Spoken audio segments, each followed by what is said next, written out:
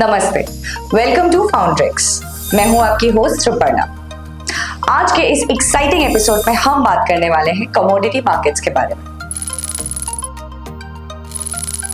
Imagine कीजिए कि आपके सुबह के कॉफी में जो जो इंग्रेडिएंट्स चाहिए, जैसे कि कॉफी, शुगर, दूध, इन सब के पीछे एक इंटरेस्टिंग सा बैक स्टोरी है।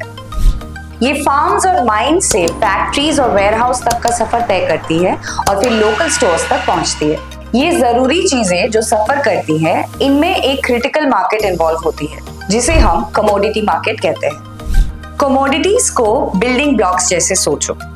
ये वो रॉ मटेरियल्स है जिनको कभी प्रोसेस नहीं किया गया है, जैसे कि एनर्जी, जैसे ऑयल, कोल, नेचुरल गैस, जो हमारी गाड़ियों को भी चलाते हैं और हमारे घरों में भी बिजली देते हैं। Metals, iron ore, copper, aluminium, building से लेके स्मार्टफोन्स तक सब में यूज होते हैं। एग्रीकल्चर, व्हीट, कॉर्न, सोयाबीन्स और बाकी फसलें जो दुनिया के सारे प्राणियों को खाना देते हैं। सॉफ्ट कमोडिटीज, कॉफी, कॉटन और शुगर बहुत सारे डेली यूज प्रोडक्ट्स में इंपॉर्टेंट इंग्रेडिएंट्स हैं। Supply and demand rule, her commodity की प्राइस सिंपल इकोनॉमिक प्रिंसिपल के बेसिस पर कॉन्स्टेंटली चेंज होती रहती है। वो है सप्लाई और डिमांड। सप्लाई, ये इस बात को रेफर करता है कि कितनी ज्यादा कमोडिटी अवेलेबल है। जैसे कि इमेजिन कीजिए कि आपकी बहुत अच्छी फसल हुई है, बहुत ज्यादा चावल है, तो उस हिसाब से सप्लाई भी ज्यादा होगी। डिमांड, ये वो रिप्रेजेंट करता है कि कितने लोग कमोडिटी को खरीदना चाहते हैं। अगर ज्यादा लोग गाड़ी चलाते हैं तो ऑयल की डिमांड ऑटोमेटिकली बढ़ जाएगी। जब किसी कमोडिटी की हाई सप्लाई होती है और उसे ज्यादा लोग नहीं लेना चाहते, तो उसकी प्राइस ऑटोमेटिकली कम हो जाती है। पर जब किसी कमोडिटी की लो सप्लाई होती है और उसे ज्यादा लोग लेना चाहते हैं, यानी कि हाई डिमांड होती है, तो उसके प्राइसेस बढ़ जाते हैं। Who buys and sells in this market? जहां ये फार्मर्स और माइनर्स अपने फसलों को और प्रोडक्ट्स को बेचते हैं, वहां कमोडिटी मार्केट में बाकी प्लेयर्स भी होते हैं। चलिए देखते हैं ये प्लेयर्स कौन कौन हैं।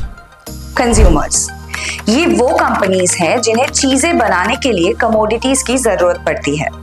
फॉर एग्जाम्पल, एक स्टील फैक्ट्री को स्टील बनाने के लिए आयरन ओर की जरूरत पड़ती है और इसीलिए वो बायर्स होते हैं। इन्वेस्टर्स, कुछ लोग इन रॉ मटेरियल्स के प्राइस चेंजेस के बेसिस पे कॉन्ट्रैक्ट्स को खरीदते या बेचते हैं।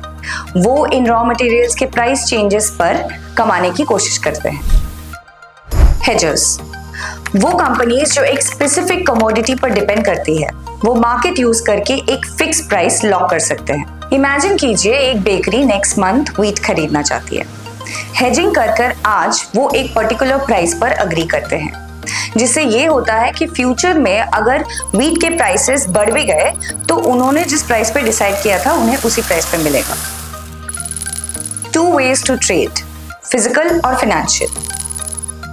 फिजिकल मार्केट, ये ट्रेडिशनल मेथड है जिसमें प्रोड्यूसर्स यानी कि फार्मर्स अपने फसलों को डायरेक्टली बायर्स यानी कि फूड प्रोसेसिंग प्लांट्स को बेचते हैं। डेरिवेटिव्स मार्केट, ये एक कॉम्प्लेक्स सिस्टम है जिसमें लोग कमोडिटीज के माध्यम से कॉन्ट्रैक्ट्स ट्रेड करते हैं, ना कि एक्चुअल मटेरियल्स को।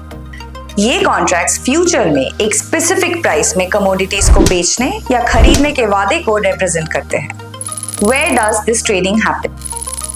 कमोडिटी मार्केट ग्लोबल स्केल पर ऑपरेट करता है डिफरेंट कंट्रीज में मेजर एक्सचेंजेस के साथ।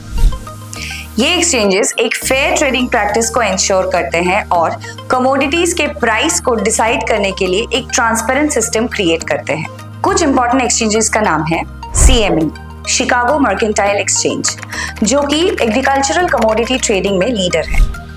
ICE, इंटरकॉन्टिनेंटल एक्सचेंज, जो कि एनर्जी कमोडिटीज जैसे ऑयल या नेचुरल गैस के डोमिनेंस के लिए जानी जाती है।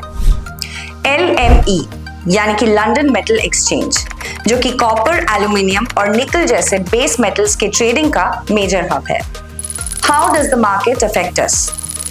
कमोडिटी मार्केट का हमारे लाइफ के डिफरेंट एस्पेक्ट पर सिग्निफिकेंट इफेक्ट पड़ता है।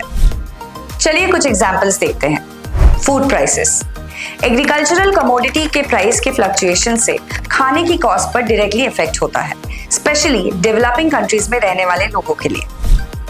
Economic growth, stable commodity prices, predictable production cost और इकोनॉमिक स्टेबिलिटी के लिए बहुत जरूरी है। द एनवायरनमेंट, रिसोर्स एक्सट्रैक्शन का नेगेटिव एनवायरमेंटल कॉन्सिक्वेंस हो सकता है। जैसे मार्केट बदल रहा है, सस्टेनेबिलिटी और इको फ्रेंडली प्रैक्टिसेस पर ज्यादा फोकस किया जा रहा है। कमोडिटी मार्केट को समझने से हम उस कॉम्प्लेक्स वेब को अप्रिशिएट कर सकते हैं जो हमारी डेली लाइफ में हमें सपोर्ट करता है, चाहे वो हमारे टेबल पर रखी कॉफी हो या फिर हमारे गाड़ियों में भरे जाने वाले गैसोलीन।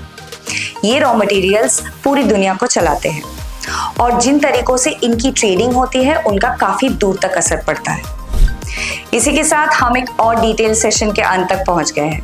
अगर आपको कमोडिटी मार्केट के ऊपर ये सेशन इंटरेस्टिंग और इंफॉर्मेटिव लगी तो फाउंड्रेक्स को लाइक, शेयर और सब्सक्राइब कीजिए। Happy and safe investing.